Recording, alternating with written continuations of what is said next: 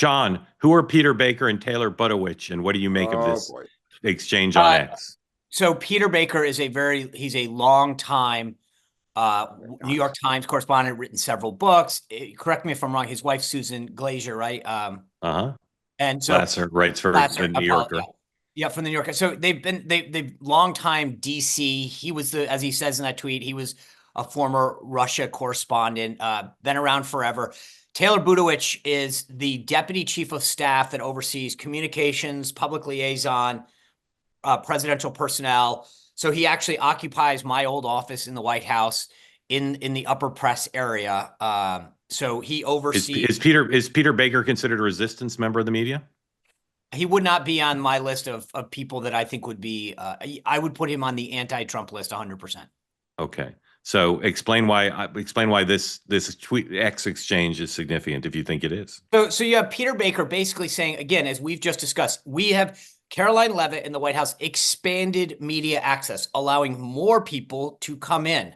That list that you showed is bigger than it was the day before, not smaller, not more restrictive.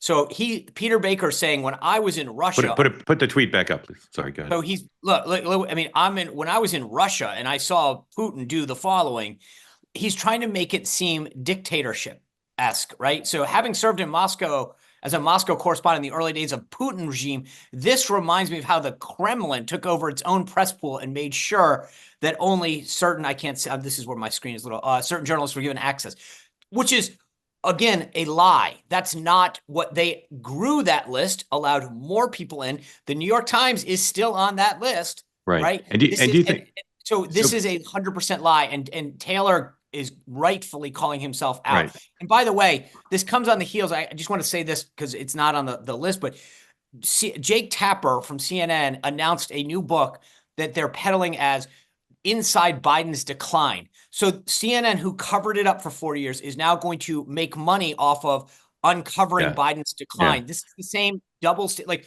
Peter Baker making this issue about Putin and the regime at the Kremlin is a complete fabrication, misinformation, and a lie as to what's actually happening. Right. So Team Trump has never been shy about calling out individual reporters or put the tweet back up, please, or being negative towards reporters. Donald Trump himself, but people work for him. I do think it's kind of extraordinary. Peter Baker, whatever else you think of him, is one of the senior members of the White House press corps, working for a very respected organization, which has been hostile to Donald Trump. And Taylor refers to Peter Baker as a tired, hyperbolic loser. Dan, is that something you think is, again, just par for the course, or do you think that crosses some new fantastic line? No, I think this exchange kind of highlights everything about today, the way the media operates, which is when Trump and Trump officials, and we've talked about kind of this time versus last time, engage online, or it is a harsh kind of slashing in your face, like go to the JD Vance Ro Khanna exchange, right? It is kind of using that really direct language, making it like kind of punch you in the face with really harsh words. That's just how they operate. Like, I'm not saying it's good or bad. It's just their style. It's the alpha on the playground. Put it back up, please, Sean. Hold on. But I do want to say this. The flip side, because he's not the only one about this, is like the Putin-esque, is absurd. If all of a sudden the U.S. government starts to control X and journalists start falling out of windows, then we're going towards Russia. But simply saying, we don't like the way you behave, so we're going to put you in the penalty box, which again has been happening for 100 years in administrations. Just once again, this administration kind of does out loud what is often done behind closed doors. Then that is different. But again, most people don't even read the New York Times anymore. It's like Kamala Harris focused on 60 Minutes. Like the world is so let me just real quick to your point. Peter Baker has 500,000 followers on X. So even regardless of the New York Times and how many people it has, he has 554,000 people follow him on X around the world, I'm sure.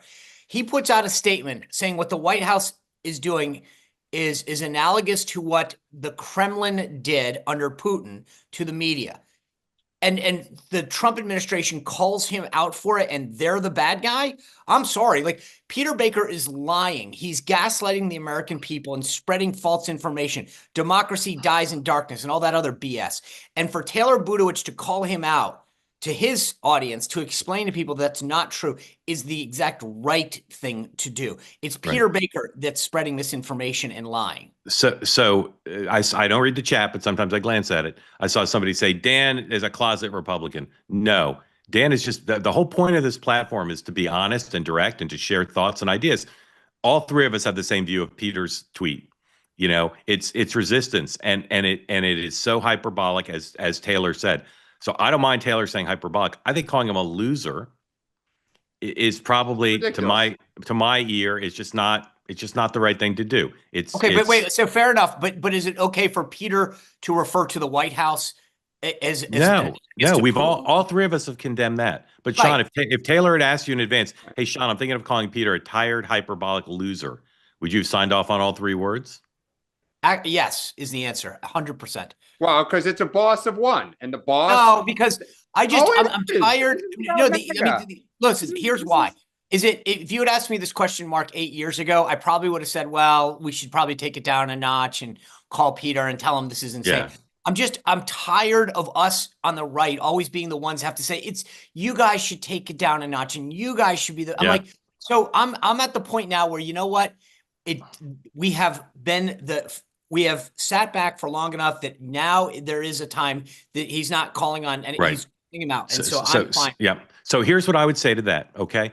For those of you who hear what Sean just said and say, outrageous MAGA, coarsening our culture, you have to understand, you can disagree with Sean's point of view on this, but you have to understand it's not just the last 4 years or the last 8 years. It is decades of the liberal media treating Republicans unfairly and Republicans feeling like their candidate was almost sent to prison, was almost killed, and they're just not going to put up with it anymore. And you're seeing that as Dan said, they're doing things that are mostly done, but they're saying them aloud, right? In past administrations, they'd call a New York Times reporter and they'd say, you're a tired, hyperbolic loser, and don't think we're going to give you any exclusives anytime soon. Instead, Trump administration's putting it online. So you can disagree with Sean and Taylor, but you have to understand, if you want to understand America, where they're coming from. And where they're coming from, as Sean well said, is they're done with playing on an unlevel playing field. They're done having everyone who comes in on the pool or everyone on the Meet the Press roundtable being someone hostile to Donald Trump and Donald Trump supporters. They're just done with it. I also think if Taylor wrote, Peter, you're overreacting, and that is not, it is not that bad. That's a boring tweet. Yeah, Trump loves this. Trump loves this.